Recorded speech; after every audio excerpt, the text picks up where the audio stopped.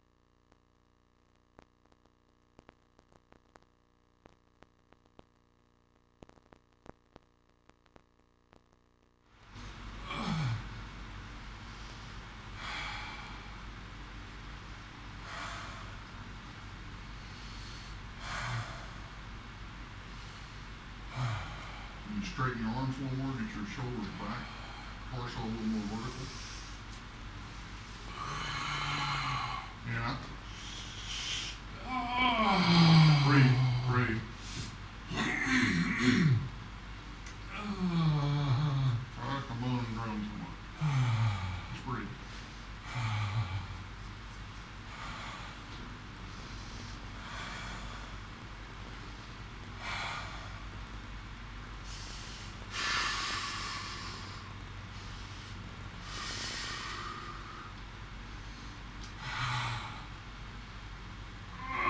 Breathe, breathe. Bring the pelvis in. Let the shoulders go back, upper torso go back.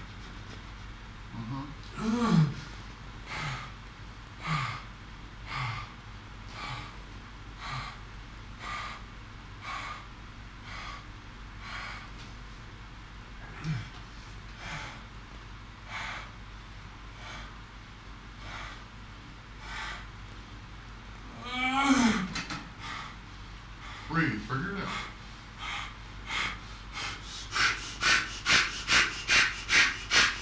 Push through your heels if you can.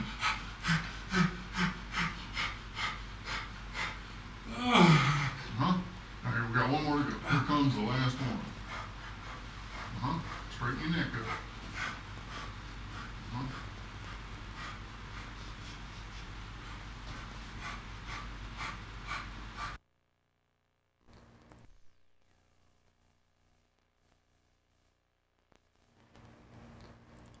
Another type of squat you could do with practically no equipment is commonly called a wall squat. We prefer to do it leaning against a pole, a little bit more comfortable.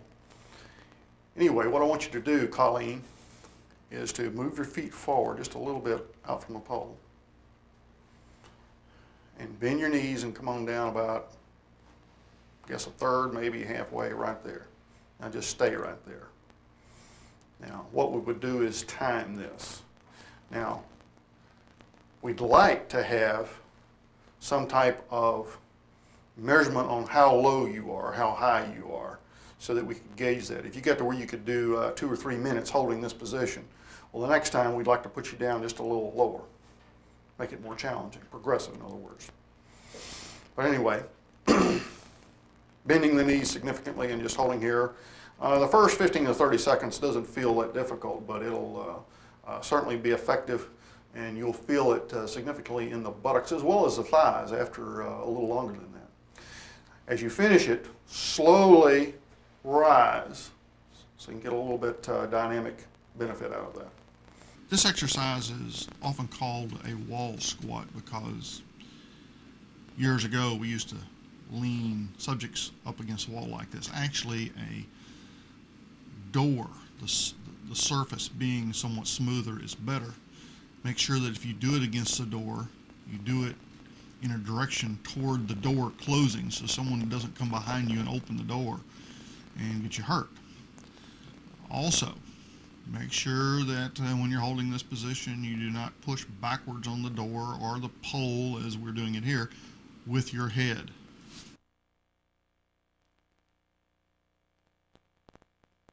Calf raise is an exercise that is important to do with some people.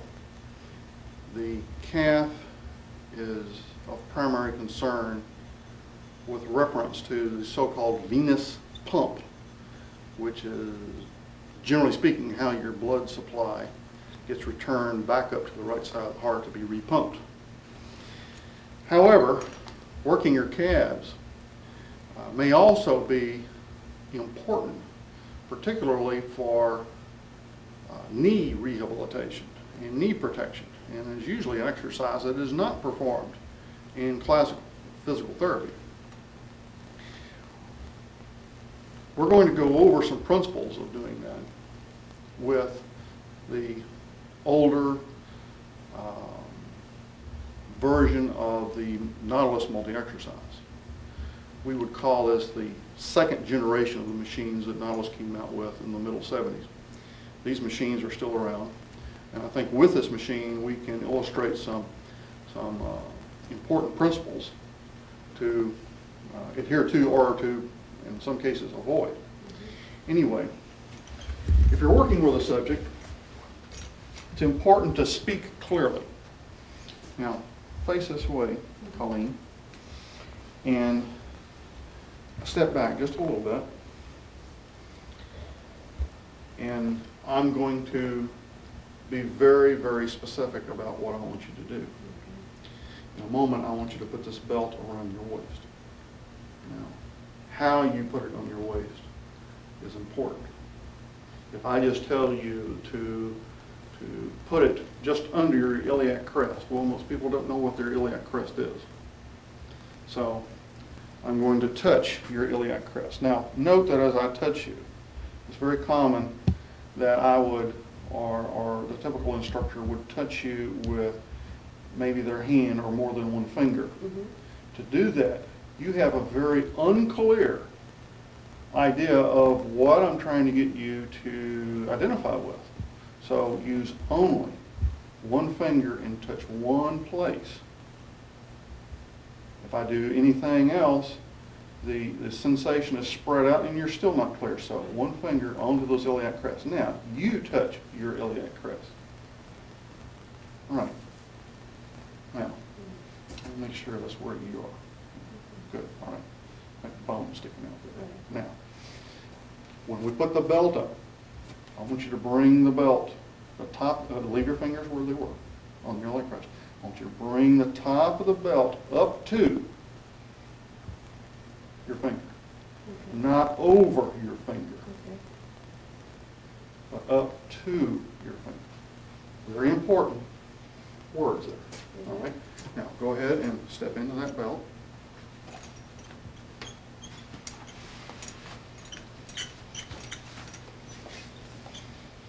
Now, if the belt is above your finger, it's going to hang around your waist and be very uncomfortable, especially on that iliac crest. That is a bony prominence. That tends to, pinch and push through the skin. And if you have it much lower than that, it's going to slip off your butt. Now, I want you to step down or lean or kneel down and hook this. I'll help you do that.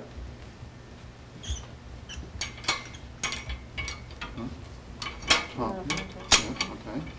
Now, stand slowly and keep the belt in place as you put tension on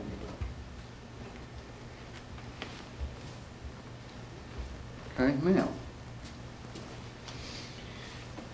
this position right through here is the ball of your foot, right? And note how I asked you that. I just didn't say, this is your ball of your foot. I want to put a blade, my hand in the form of a blade through here, and draw across there so that I ask you the question to ensure that we both agree what the ball of your foot is. There are people who do not know what the ball of their foot is. Next, I want you to realize that I want you to place that, which is on the bottom of your shoe, of course, halfway between the front of this step and the back of this step. Now, if I were to just say place it in the middle of the step, the typical person is going to put it here. So that's not what I mean. I want you to put it halfway between the front and the back of the step. Now, go ahead and do that. That's where I want it. Step up there. Now, your legs are parallel. Now, I'm going to stand over here so that you can see me. You can sort of look down and see my feet and my legs.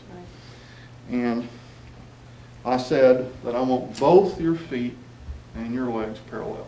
I'm going to give you examples of what I don't want. This is an example of my feet being parallel, but my legs are not parallel. This is an example of my legs being parallel, but my feet are not parallel. When I say I want your feet and your legs parallel, well, that's what we have to have. Okay, now, let's do this exercise. I'm going to stand on the other side of you so the camera can see us a little better.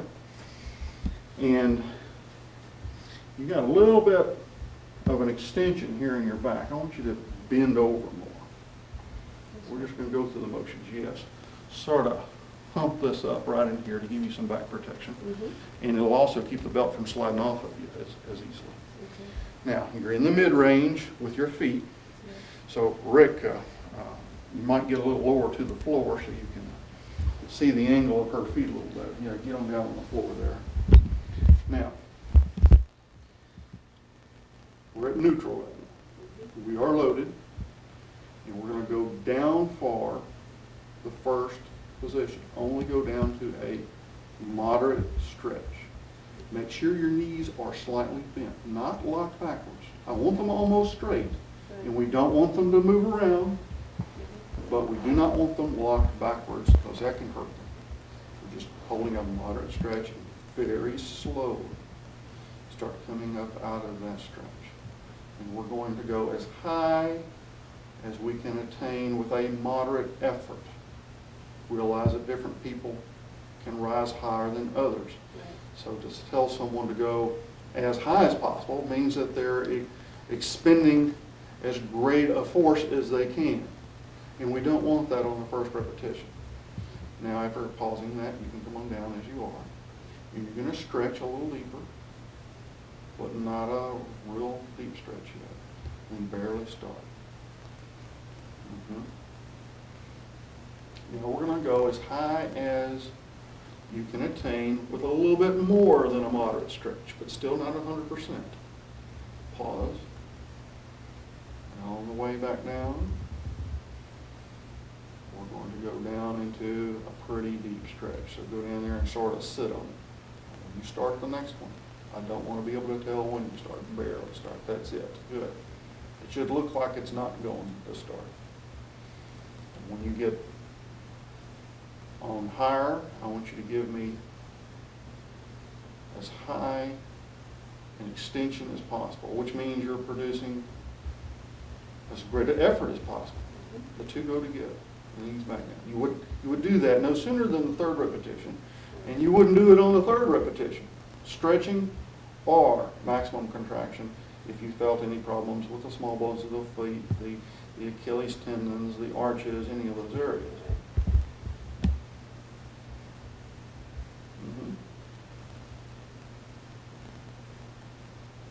Okay, ease on down. We'll pretend we're through with this. Stop at mid-range. Now, stay very still right there. I'm going to say something in a specific way, and then I'll go back over. I want you to slowly, slightly, and simultaneously bend both knees. That's far enough. Now step down with one foot. Now sort of curtsy and that belt will just fall off of it. Okay. Stop. Well, not yet. Let's stand here and talk. Let's stand here and talk about what else I want to say, and then let him do what he wanted to say. You rolling? Yes, rolling. Now, there were 3 words I stated in a certain way. Yes. Now, I said that before. Note that those are adverbs. I stated those before the verb. If I had just said, bend your knees, what can we expect would have happened? Just gone through. Yep. And you'd have gone down. You'd gone down too far. Most people would be down in a squat and they wouldn't be able to get out of the machine. If you say the verb, the command verb, first, even if you say do it slowly or however which way later, it's too late. It's already done. So, and also pause is important. Slowly, slightly, simultaneously, bend both knees. And note that my voice was firm, but it's not loud. It's not shouting at you. Because if I say, do this, you jump. So it's got to be firm, it's got to be heard, but it must not have too much edge on it. And you want the pause after the adverbs. If I just say, slightly, slowly, simultaneously bend both knees, it just runs all together. So it needs to be slowly, slightly, simultaneously, bend both knees. This is very important when you're instructing any machine, to think about how you're getting through to their mind. Right. You need the time to digest Yeah. and then get the information. Right. Yeah. As Colleen performs a few repetitions of the calf raise, I'll just make some commentary here, good and bad.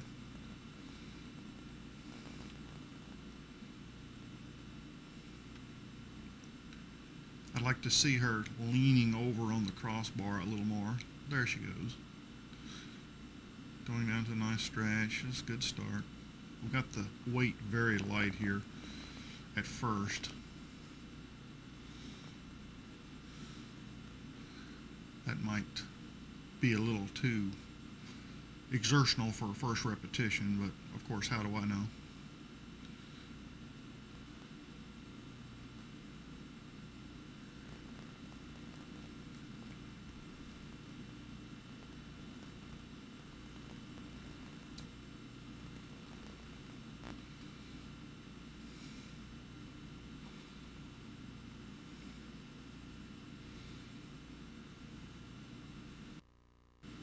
Here she is reloading with some more weight. Now she's leaning back. We don't want that. We want to keep the legs vertical. And it looks to me like the ball of her foot has drifted backwards off the step.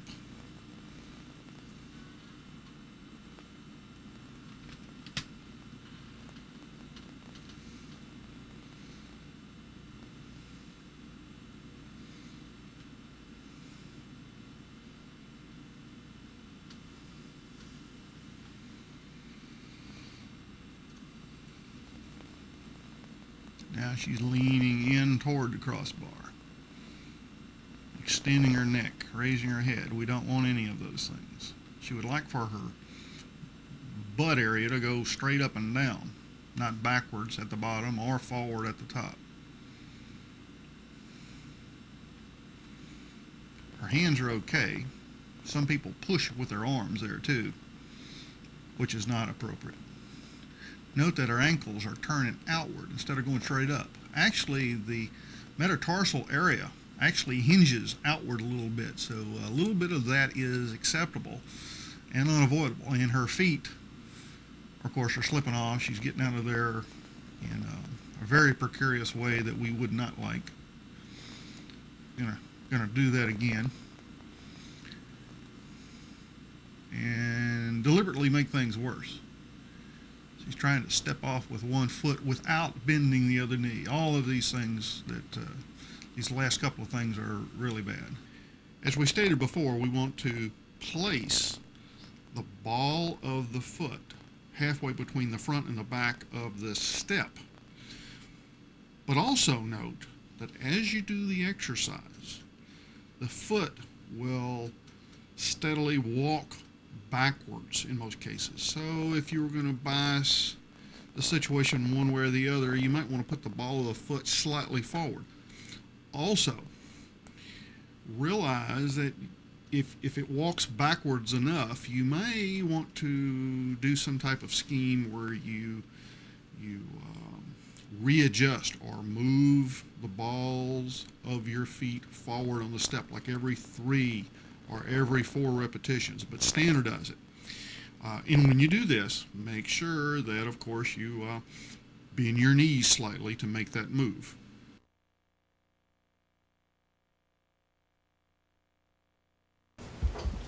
And we're going to use this to do calf raises. Maybe a better term is heel raises. That's the thing actually rising. Mm-hmm.